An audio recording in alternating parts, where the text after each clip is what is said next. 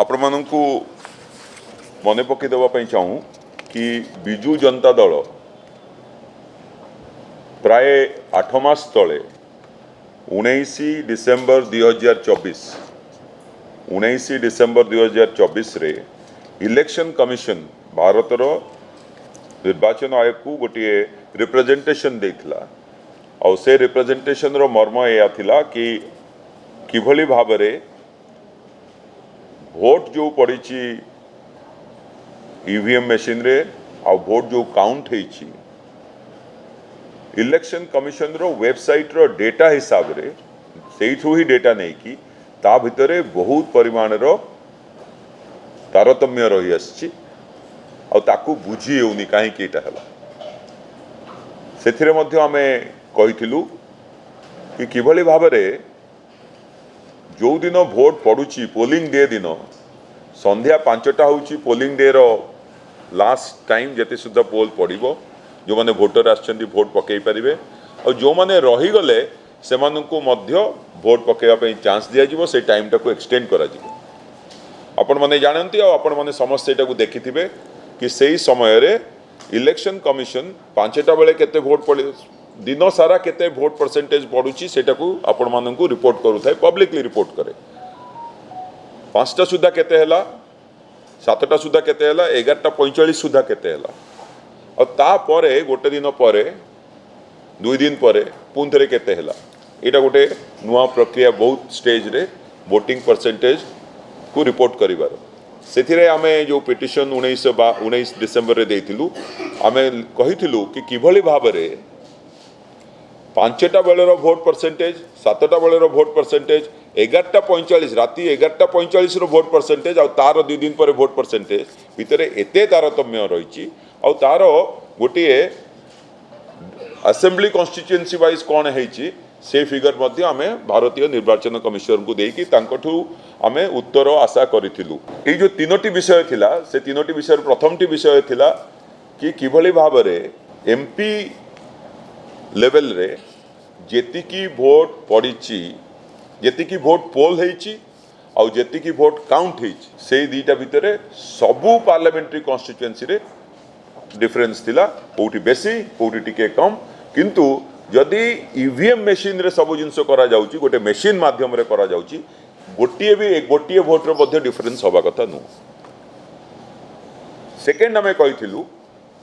कि किभली भाव रे गोटिए एमपी कॉन्स्टिट्यूएंसी रे जो असेंबली सेगमेंट अछि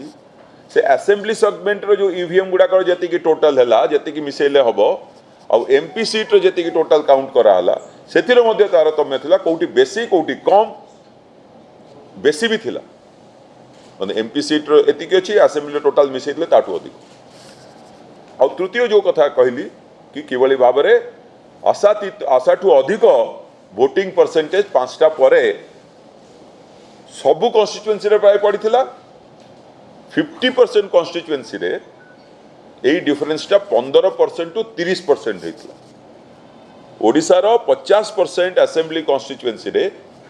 वोटिंग परसेंटेज को यदि आपण देखिबे केते वोट पड़ीची सेटा हैला 50% रो असेंबली कॉन्स्टिट्यूएंसी रे 15% टू मध्य अधिक तार गोटे डिटेल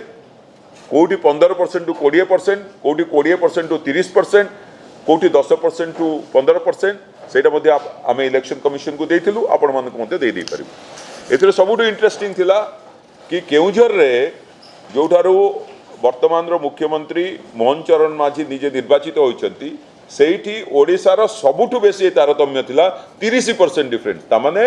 सेही कॉन्स्टिट्यूएंसी रे 1/3 हरारी 1/3 वोटर 5टा परे आसिले वोट करिवा पे आ सबुटु इंटरेस्टिंग 11:45 राति परे भी मध्ये वोट करले एटा बुझी हेई नथला तणु हम इलेक्शन कमिशन को मागिथिलु आ विषय आपन को विस्तृत दिल्ली रे प्रेस कॉन्फ्रेंस करी कि हमर समस्त मेंबर ऑफ पार्लियामेंट समस्त जाई कि इलेक्शन कमिशन रे देथिलु आ एठी मध्ये प्रेस कॉन्फ्रेंस करी कि आपन को जणैथिलु ता परे जेहेतु कोनोसी रिप्लाई इमिडिएटली आसी नथिला तणु आमे इलेक्शन कमिशन को जाई कि मध्ये केते गुडे सजेशन देथिलु कि इलेक्शन कमिशन रे एभले जदि डिफरेंस आसुची ताहले तीनोटी जिनस कारण हो पारे गोटे कि मेसीन रे किसी भूल भाल हो किंबा मनुष्यकृत किसी भूल भाल हो कारण इलेक्शन प्रोसेस रे ईवीएम टा केवल गोटे पार्ट मनुष्य ह्यूमन इंटरवेंशन रे गुड़ाए जिनस होची आपण माने जाउछन्ती जने इंक लगाउची जने सेटू काटुची जने चेक करूची वोटर आई कार्ड चेक करूची गोटे जिनस एटा होची किंबा दीटा मित्रु गोटे दीटा का मिसा मिसी करी किछि हेउची तेणु आम सजेसन देइथलु कि प्रथम कथा कि जिभଳି भाबरे आपण जदि सरकार रे टंकाटिए खर्च करिवे ताहले तार गोटे ऑडिट प्रोसेस अछि सरकार रे बहुत कर्मचारी अछंती खर्च करिवा पई खर्च करिकि ताकर सुपरविजन ऑफिसर मध्ये अछंती किंतु ताकू केही ऑडिट करू नांती तेणु हमर गोटे सजेशन थिला इलेक्शन कमिशन को कि किभଳି भाबरे इलेक्ट्रोल रोल वोटर लिस्ट तैयारी हबाठू इलेक्शन रिजल्ट बाहरिबा जाए एंटायर प्रोसेस रो गोटे प्रोसेस ऑडिट करा जाऊ जेभଳି अलगा डेवलप्ड कंट्रीज रे अलगा राष्ट्र मानकरे करा जाउची सेकेंड कथा कह जाइतला कि वीवीपैट जेतिकी अछि सेगुडा सबू केवल 5% न करिकि सबू क्षेत्र रे वीवीपैट रो ईवीएम संगे मध्ये टैली करिवा दरकार तृतीय कह जाइतला कि फॉर्म 17C जोटा कैंडिडेट रो एजेंट मानू को दिया जाए आउ रूल रे कंडक्ट ऑफ इलेक्शन रूल रे जहाँ लिखा जाइछि कि जेकोसी भोटर चाहिए जदि से फॉर्म 17C मागी पारिबो किंतु इलेक्शन कमिशन देउ नाहंती ए भलिया किछि सजेशन दिया जाइतला ता भितरे इलेक्शन कमिशन गोटे रिप्लाई देइथिले और से रिप्लाई बहुत उद्भट थिला सेथिरे कहिथिले कि आमे गुड़ाए जगार ईवीएम मेसीन ईवीएम जदि किछि भूल बाहरिला काउंटिंग समय रे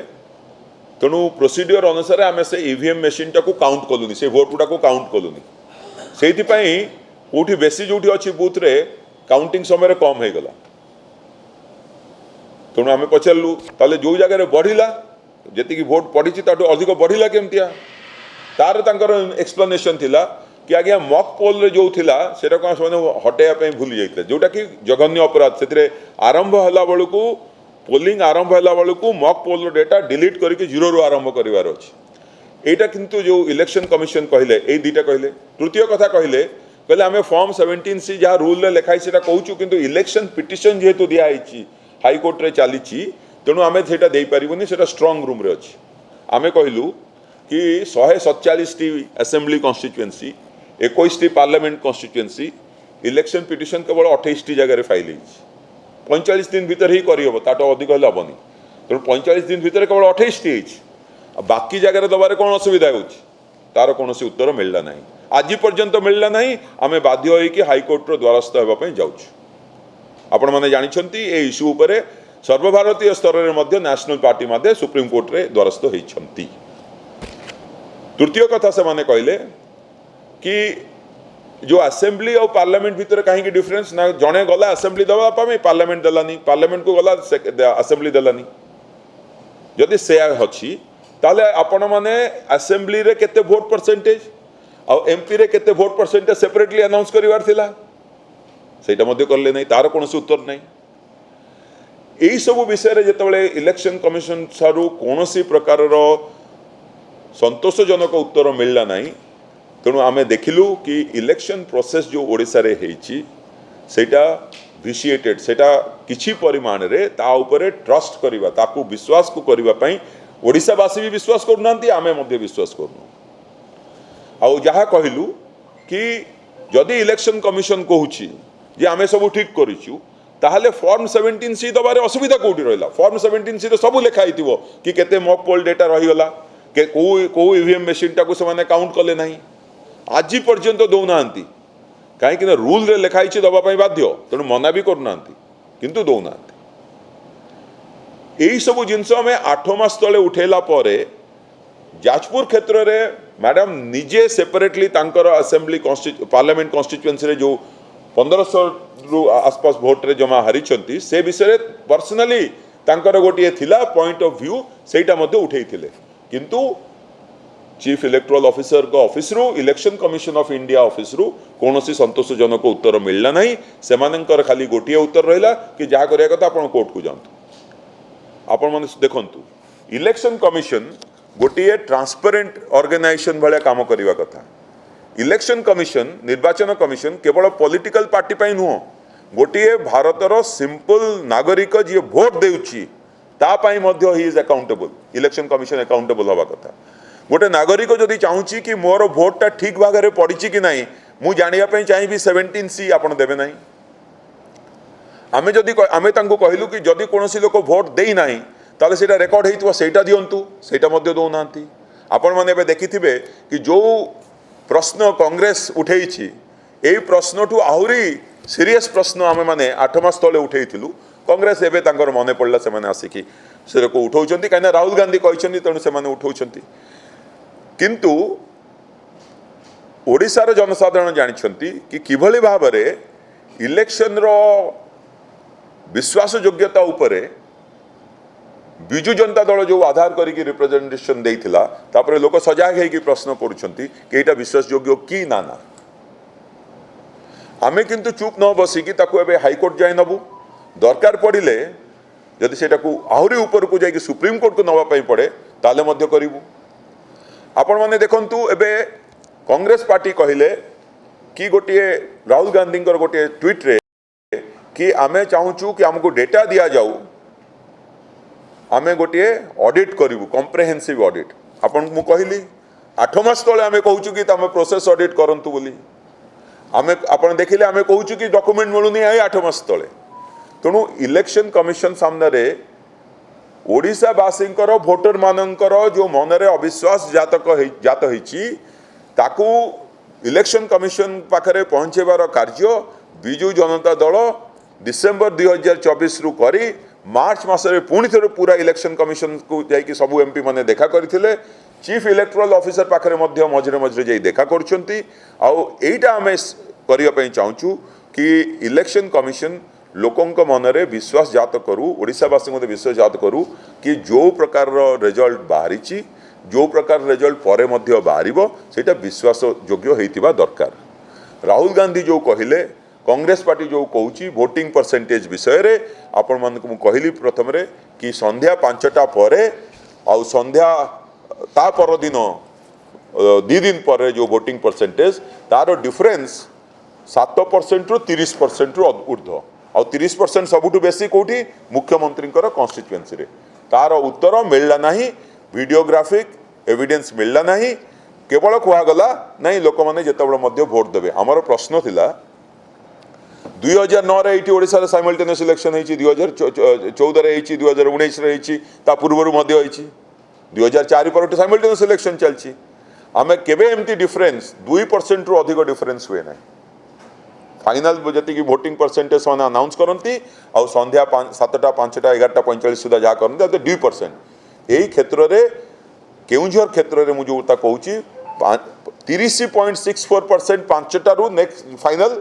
और राति 11:45 रु फाइनल भितर 10% रु अधिक तमाने 10% लोक राति 11:45 पर आसिक भोट देले